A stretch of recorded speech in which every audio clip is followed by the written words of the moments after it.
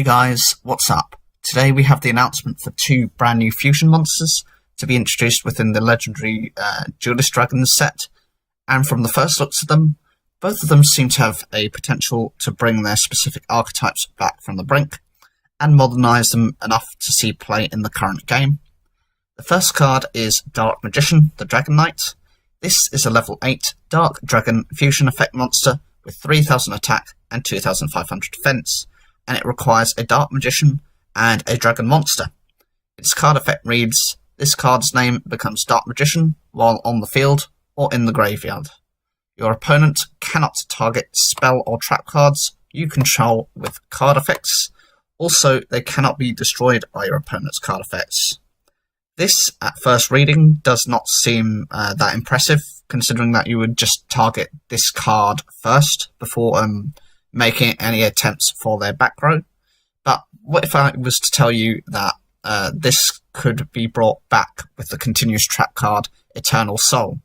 Since this would be a Dark Magician whilst in the graveyard, it could be brought back by this card, and its protection effect is necessary, especially with this card, as if Eternal Soul is removed, it Raigekis your own field.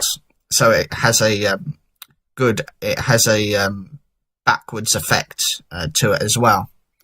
This form of protection enables Dark Magician to go into many plays without fear of destruction whilst this card is around.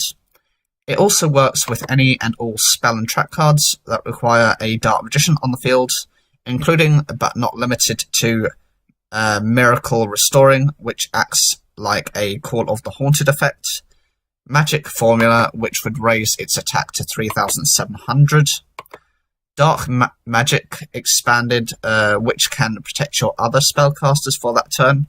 I know I'll get this in the comments later, so I'll clarify now that though this is a dragon, and that some of the support won't directly help this card, what it will do is protect the other cards on the field, especially if you are unfortunate enough not to draw into any of your Dark Magicians.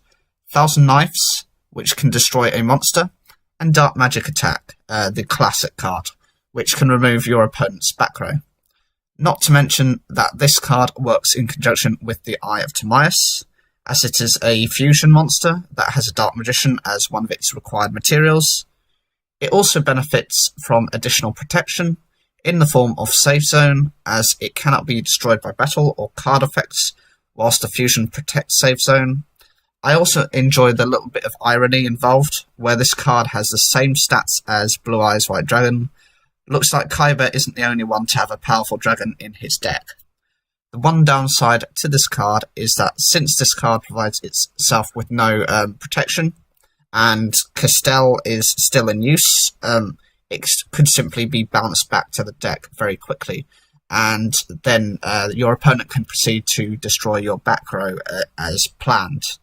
And since Castell is very generic, all decks can run it. I don't see this as much of a downside though, as you just have to run negation effects to prevent that from happening.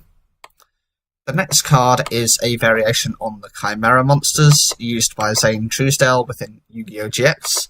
This is Chimeratech Mega Fleet Dragon. It is a level 10 Dark Machine fusion effect monster with 0 attack and 0 defense. It requires 1 Cyber Dragon and 1 or more monsters in the extra monster zone. Its effect is cannot be used as fusion material, must first be special summoned from your extra deck by sending the above cards from either field to the graveyard. You do not use polymerization. The original attack of this card becomes 1200 times the number of fusion materials used for its special summon. This is a strong removal card to start off with. Being able to remove your opponent's extra deck means if they have built up their boards with links and other monsters, you can take advantage of this by sending them away, and obviously this card gains boosts in attack based on the number that are taken away. Considering the amount of resources an opponent will use to get their monsters out, only to be outed by a basic 2-card combo makes this card very dangerous when run in any deck, as Cyber Dragon has no specific need to be run as a pure build card, it can be splashed into any deck as a level 5. I can give you an example. Photons and Galaxy decks usually run this in conjunction with Galaxy Soldier, because they can then go into a Cyber Dragon Nova, and then this enables them to rank that up into a Cyber Dragon Infinity after that. This takes some reference from an older card called Chimeratech Fortress Dragon, but is much less specific, as it required a Cyber Dragon and a Machine type monster, or monsters.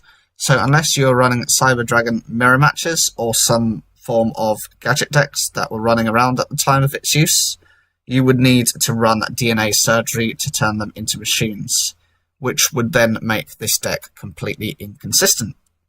This card's removal effect is best described as being like the Kaijus.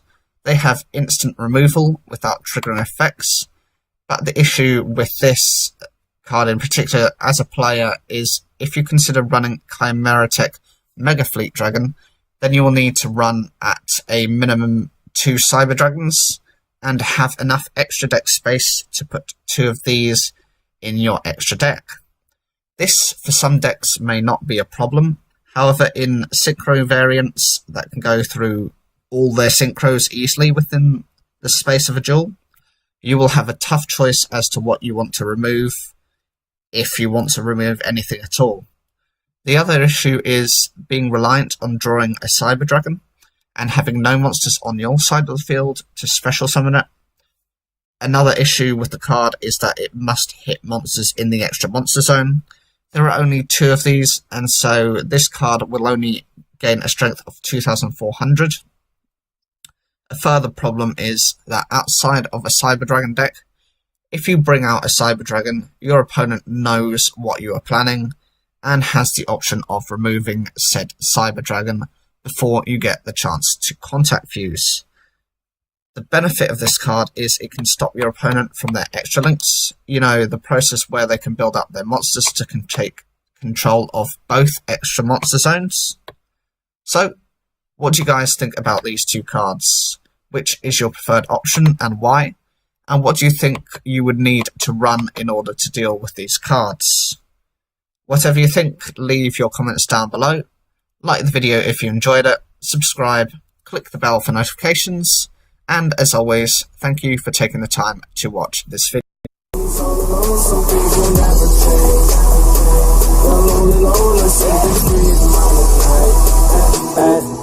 change.